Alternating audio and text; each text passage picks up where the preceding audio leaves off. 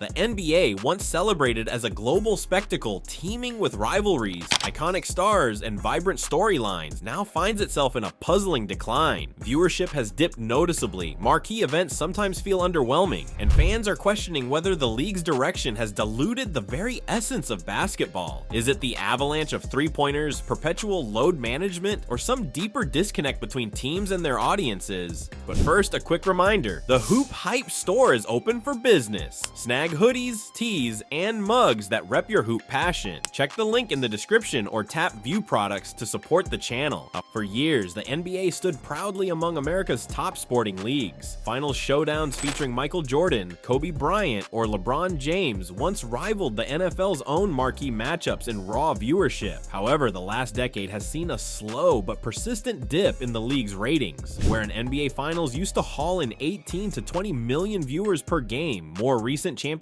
often struggle to crack 12 or 13 million, sometimes even less. A confluence of factors drives this downturn. Some point to cord-cutting trends as fans shift away from traditional cable. I have finally cut the cord, officially de-umbilicling from the cable industry. I no longer have. Others suspect an oversaturation of nationally televised matchups that rarely live up to the hype. Meanwhile, certain fans claim they've simply moved on, citing the lack of intense rivalries or the abrupt exodus of beloved stars. I love the NFL. I love the NFL. But Christmas is our day. Even a once captivating Christmas Day slate now often pales against the mighty NFL, which occasionally claims the same date and garners more than twice the NBA's audience. Adding to the pressure, social media changes how people consume sports. Dedicated viewers no longer need to tune in live. They can catch highlights on YouTube, TikTok, or Instagram Reels minutes after a dramatic buzzer beater. The league's hallmark superstars, like Steph Curry and Giannis Antetokounmpo, still generate impressive engagement online.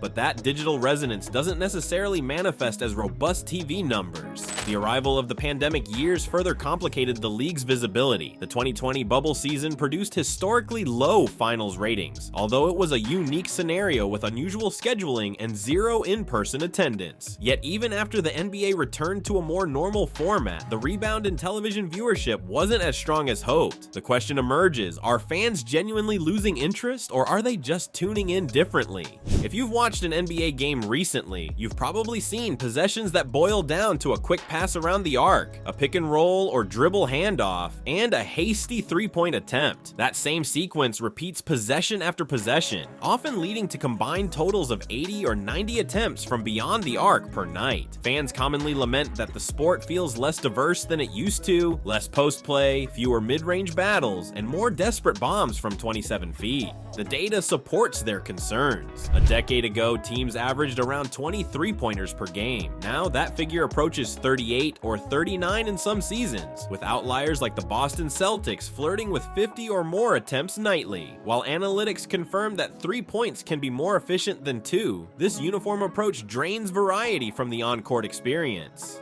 Contrast that with the late 1990s and early 2000s when teams meticulously balanced post-ups, slashing, mid-range jumpers, and the occasional triple. Now, coaches champion a pace and space philosophy that often reduces offenses to predictable perimeter chucking. Steph Curry undeniably shaped this new era, proving that a barrage of three-point shooting could propel a franchise to multiple championships. His Golden State Warriors smashed records and showcased the lethal synergy between shooting proficiency and floor spacing. The rest of the league naturally copied the blueprint, sometimes without possessing the necessary precision shooters. Consequently, we witnessed dreadful nights where teams collectively shoot 20% from deep, yet refuse to pivot from their game plan. It's a brand of basketball that can be mesmerizing if shots drop, or excruciating if they don't. Critics like Charles Barkley and Shaquille O'Neal openly voice that the three-point obsession saps the game's soul. They recall eras where you could savor a well-executed triangle offense or an inside-out approach from a dominant center. People pay good money to come watch these athletes play, and they try to take over the Fans accustomed to that more balanced style might tune out when forced to watch brick after brick. Younger audiences, though, might perceive the new approach as normal, having grown up in an era defined by bombs from the perimeter. Imagine purchasing tickets months in advance to watch your favorite NBA star, only to find out mere hours before tip-off that he's resting due to load management. For many fans, this has become a painfully common scenario. Initially deployed to keep older veterans fresh for the playoffs, load management practices expanded to nearly every star, including those in their 20s. The result? High-profile players frequently miss random regular season games, diluting the overall product. Coaches and medical staff argue it's for player health, helping avoid burnout or long-term injuries. The NBA, after all, runs an 82-game marathon with back-to-back scattered throughout, but public perception sees it as coddling. Nothing crushes excitement faster than discovering your marquee matchup, like Giannis versus Embiid or LeBron versus Durant, won't materialize because one side decided to rest. When fans sense that top-tier athletes themselves don't prioritize certain regular season contests, why should viewers feel compelled to tune in? This sense of detachment worsens an underlying star crisis. Unlike the NFL, which fosters fresh narratives each season as new QBs rise, the NBA's next wave of superstars hasn't quite captured mainstream hearts in the same way. LeBron James, Steph Curry, and Kevin Durant are nearing or past their mid-30s. Some fans pinned hopes on Zion Williamson, only to see him frequently sidelined by injuries and questionable conditioning. Ja Morant's explosive game enthralled millions, but off-court incidents and indefinite suspensions tarnished his momentum. The league's marketing remains fixated on these older legends, overshadowing emerging talents. Younger players like Luka Doncic, Anthony Edwards, or Devin Booker have star power, but how many casual watchers can name them compared to, say, Patrick Mahomes in the NFL? Without a consistently healthy cast of new faces, the NBA struggles to create epic storylines. The underlying message to fans becomes, tune in next time. Maybe the stars you want to see will play. A major draw for any sport is the presence of gripping rivalries, clashes between teams or superstars that transcend single seasons. The NBA thrived when matchups had extra layers: Bird versus Magic, Bulls versus Knicks, Shaq versus Kobe, or Warriors versus Cavs. These encounters produced a sense that something deeper was at stake, fueling must-watch television. Today, those heated showdowns feel few and far between. One reason is the modern era of player empowerment and frequent relocation. Instead of hating each other, stars often appear to be close friends, having joined forces in the offseason or all-star getaways. The intensity that once defined, say, a late 2000s Lakers-Celtics slugfest is replaced by cordial post-game jersey swaps.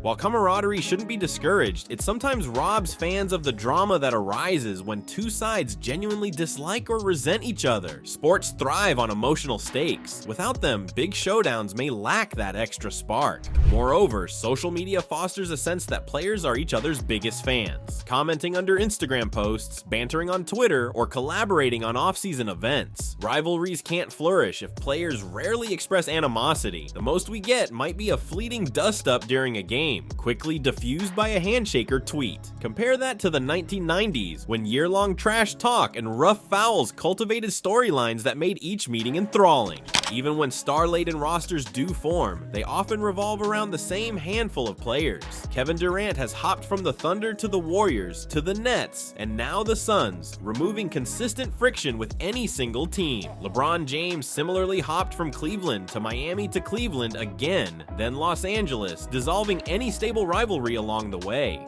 Fans who relish a decade-long feud like the Pistons-Bulls or Bulls-Knicks of old rarely see such continuity. One major blow to the NBA's credibility came from the downgrading spectacle of its all-star game. Formerly an exhibition with flair and competition, think East versus West bragging rights, intense final quarters, or iconic duels. The current format often looks like a glorified shoot-around. Players jog up and down, scoring so easily that the scoreboard hits absurd levels, overshadowing any sense of competition. Analysts brand it as unwatchable, a blatant sign that star players themselves might not care about showing out in what should be a midseason highlight. In response, the league has dabbled with different all-star concepts, picking teams' playground style, installing target scores, or awarding charities money if a squad wins a quarter. While these tweaks injected fleeting excitement, they rarely resolved the underlying apathy from participants. Fans, seeing a game that lacks defense or tension, tune out, reinforcing the notion that the NBA's marquee events might be more fluff than substance.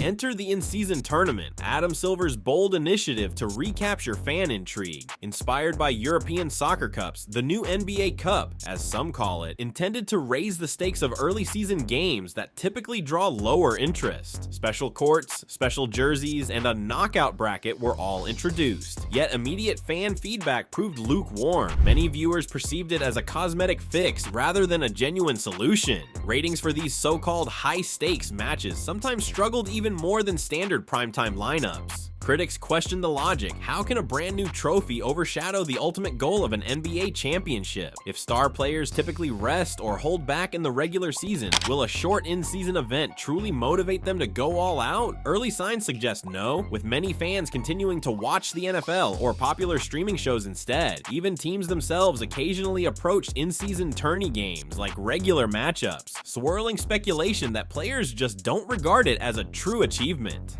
Despite the NBA's best efforts to broaden its digital footprint, many fans confront obstacles just trying to watch live games. Regional sports networks often black out local matchups on League Pass, forcing viewers to subscribe to expensive cable packages. Younger or more casual fans, accustomed to on-demand streaming, balk at paying separate fees for multiple services. If your local team's channel wants $20 a month and League Pass is another chunk on top of that, frustration mounts.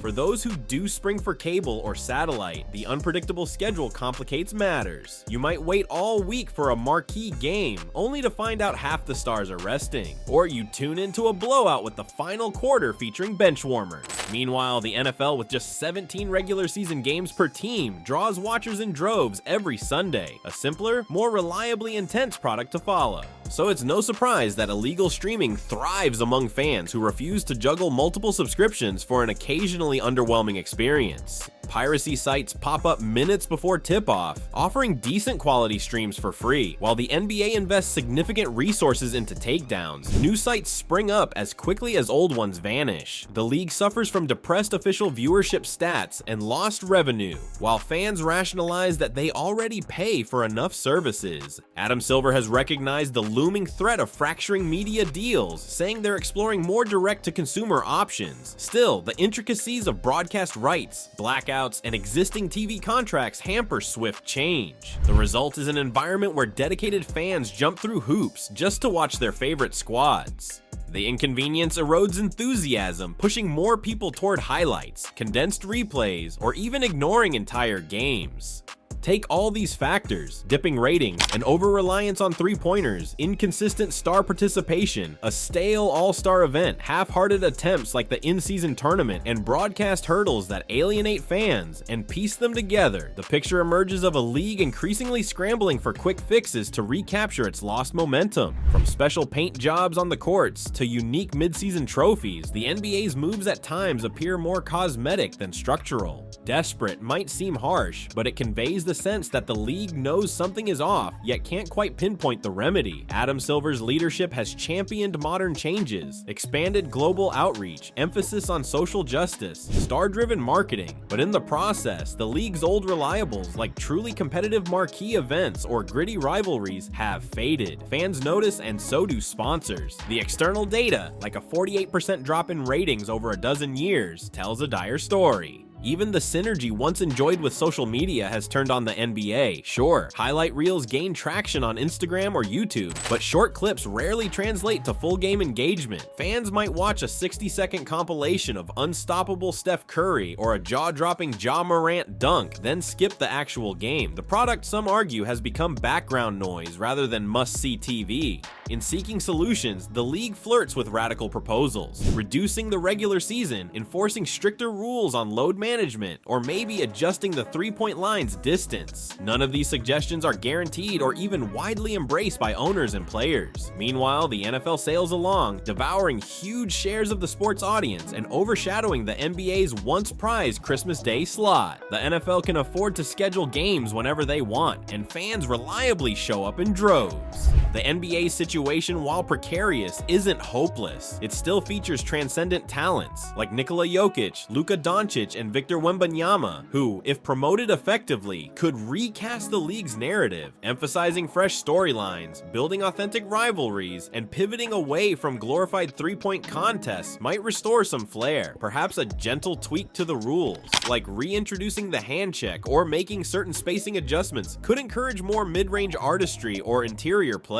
Addressing load management requires genuine policy changes. The league has started implementing fines for rest infractions on multiple stars, but that alone won't fix ingrained habits. Players and coaches must collectively decide that every game matters, a cultural shift that might require guaranteed broadcast incentives for big matchups or contract clauses rewarding total games played. Meanwhile, the broadcasting conundrum demands urgent attention. The NBA must find a clearer path to letting fans watch, whether that means redoing local TV deals to reduce blackouts, partnering with streaming giants for more flexible access, or consolidating a direct-to-consumer plan that's fan-friendly. It's crucial. People will watch compelling basketball if it's easy and affordable. As digital natives become the majority of the audience, archaic blackout rules push them into the arms of illegal streams or highlight-only consumption. Lastly, revitalizing the All-Star Game and forging a more authentic in-season tournament could help, but those events only matter if the day-to-day product resonates. The NBA thrived most when every night offered something distinctly meaningful, a potential rivalry, a star-laden battle, or a must-see narrative. Right now, the regular season can feel like a 7-month slog culminating in a short burst of genuine excitement come playoff time.